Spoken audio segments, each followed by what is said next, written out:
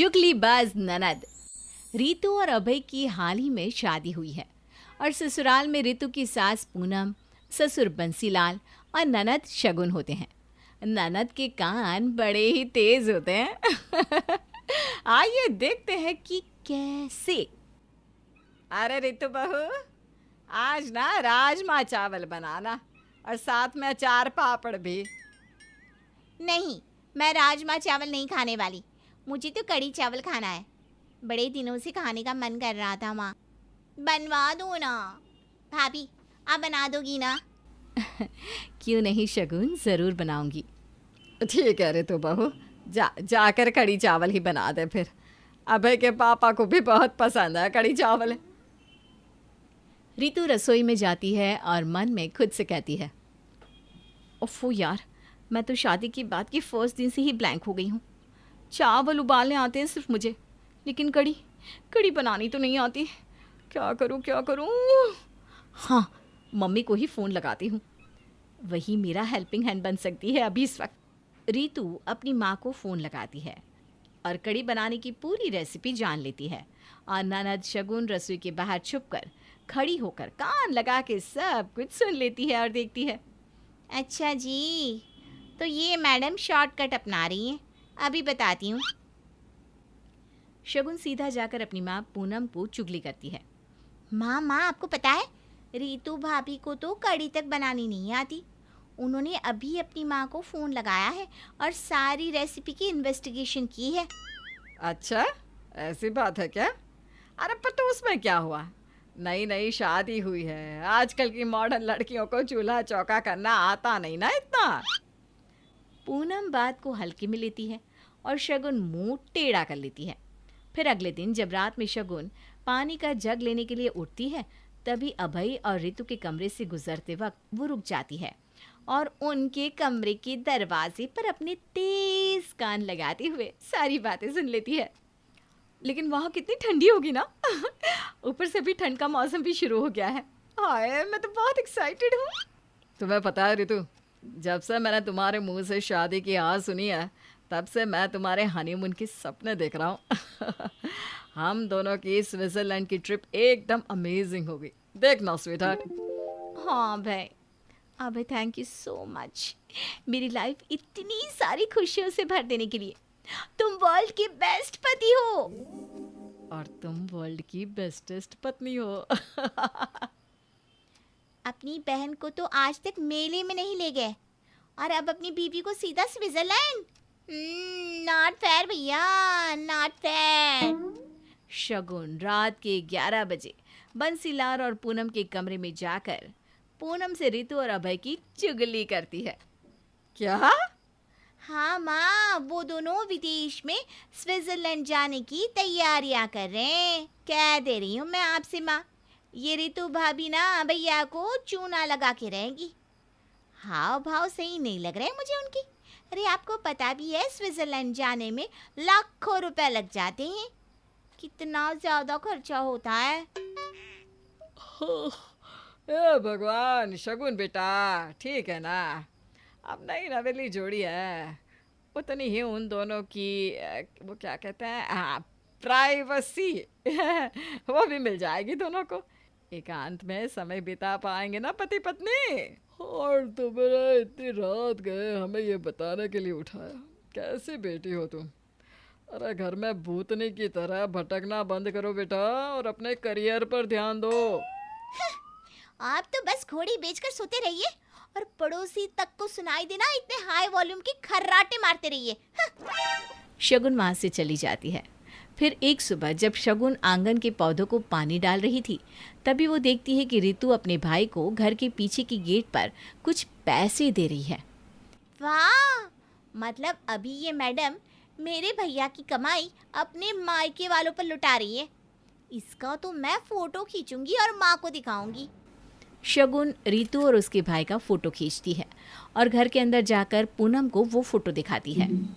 देखो माँ, कैसे भैया के खून पसीने के पैसे रितु भाभी अपने भाई को दे रही है। इनका भाई तो कुछ काम भी नहीं करता, कॉलेज में पढ़ता है। दे रही होंगी उसे अय्याशी करने के लिए चुपके से, है ना? अरे शगुन बेटा, वो पैसे रितु भाभी अपने भाई को नहीं दे रही। वो तो दूध वाले प्रमोद चंद का बेटा सूरज है। हैं? लेकिन वो तो रितु भाभी के भाई की तरह ही दिखता है ना। शादी के दिन देखा था मैंने उसे। हाँ हाँ, थोड़ा बहुत उसके जैसा दिखता है, लेकिन वो अलग है और रितु बहू का भाई अलग है। शगुन बुरी तरह से कंफ्यूज हो जाती है और अपनी दाल ना गलने पर शगुन को बहुत गुस्सा आने लगता है। उसकी चुगलियों का पूनम पर कोई असर नहीं होता। फिर एक दिन शगुन देखती है कि रितु ने एक बड़े महंगे रेस्टोरेंट से खाना मंगवाया है और डिलीवरी बॉय खाना दे के चला जाता है। जब 2 मिनट के लिए रितु अपने कमरे में जाती है, तभी शगुन रसोई में जाकर फटाफट से बिल को देख लेती है। पूरे 843 रुपए। अभी तो मैं माँ से रितु भाभी को ऐसी डांट खिलाऊंगी कि डांट खाकर ही उनका पेट भर जाएगा। शगुन बिल लेकर पूनम के पास जा रही होती है कि तभी पूनम खुद चलकर रसोई में आती है और शगुन उसे बिल दिखाते हुए कहती है, माँ ये देखो, आंखें फाड़ के देखो, जूम कर कर के देखो, रितु भाभी ने अकेले के लिए इतने सारे पैसों का खाना मंगवाया है। मैंने कहा था ना कि ये भैया की जेब खाली करके ही दम लेंगी। अरे मेरी भोली सी बेटी, ये रितु बहू का नहीं, मेरा खाना है। आज मुझे बाहर का खाना खाने का मन किया तो मैंने मंगवा लिया। चला जा, तू भी खा ले। गुलाब जामुन का डिब्बा खोल, कहीं कम तो नहीं दिए ना रेस्टोरेंट वालों ने। अरे यार, फिर से मिसअंडरस्टैंडिंग। इस मिसअंडरस्टैंडिंग की तो ऐसी की तैसी। दिन गुजरते हैं और शगुन चुगली करने का कोई पॉइंट ढूंढ ही रही थी कि तभी वो देखती है कि सबके कपड़े इस्त्री करते वक्त रितु गलती से पूनम की साड़ी को जला देती है और ये देखकर शगुन जोर से चिल्लाने लगती है और अभय, बंसीलाल और पूनम तीनों वहां भागते दौड़े चले आते हैं। ओह गॉड, रितु भाभी ना आप ठीक से खाना बना पाती है, ना कपड़े धो पाती है, ना बर्तन मांज पाती है, और भी बहुत बड़ी लंबी लिस्ट है उन कामों की जो आप कतई नहीं कर सकती। और अब तो हद ही कर दी आपने। माँ की इतनी महंगी साड़ी को जला दिया। देखो माँ, अरे अभय भैया, कैसी भाभी है ये, कैसी बहू है, कहाँ से उठाकर लाए हो इन्हें? शगुन, तू ये क्या बोल रही है? तमीज है कि नहीं तुझ में? और मैंने जानबूझकर नहीं जलाई साड़ी, वो तो गलती से जल गई। माँ जी, आई एम रियली सॉरी, मुझे माफ़ कर दीजिए। मेरी वजह से आपकी इतनी कीमती और खूबसूरत साड़ी बर्बाद हो गई। अब पछताए हो क्या जब चिड़िया चुग गई खेत। भाभी, आपको ना सीरियसली घर के सारे कामों को करने की ट्रेनिंग लेनी चाहिए। कुछ काम की नहीं हो आप। रितु बहू, तुझे कुछ नहीं आता। शगुन सही कह रही है, तू किसी भी काम की नहीं है। ना खाना बनाना आता है, ना कपड़े धोना, ना कुछ। मायके से तो तू कुछ सीख के आई ही नहीं। इसलिए मेरी प्यारी और होनहार बेटी ये सारे काम करेगी आज से, है ना बेटी? है? क्या? रे तो बहू, तो बस घूम फिर, नाच गा और ऐश कर। बाकी कुछ तेरे बस की बात नहीं है। शगुन पूरी तरह परेशान हो जाती है और घबरा जाती है। उसके तो पसीने ही छूटने लगते हैं। लेकिन माँ, वो ना। क्यों? तुझे तो बड़े काम आते हैं, है ना बेटा? जैसे कि इधर की उधर करना, चुगलीबाज कहीं की। समझ में आया ना अभी? और करेगी चुगली? नहीं नहीं माँ, मुझे माफ कर दो। इन्हें तेज कानों से कान पकड़ लेती हूँ। आइंदा से चुगली नहीं करूँगी। आज से चुगली करने का इस्तीफा दे देती हूँ मैं, बस। जय बात। सॉरी रितु भाभी, सॉरी अभी भैया, अपनी नादान ननद समझ के माफ कर दे। इट्स ओके, अब चिल करो। मैं सबके लिए चिल्ड कॉफ़ी बना कर लाती हूँ।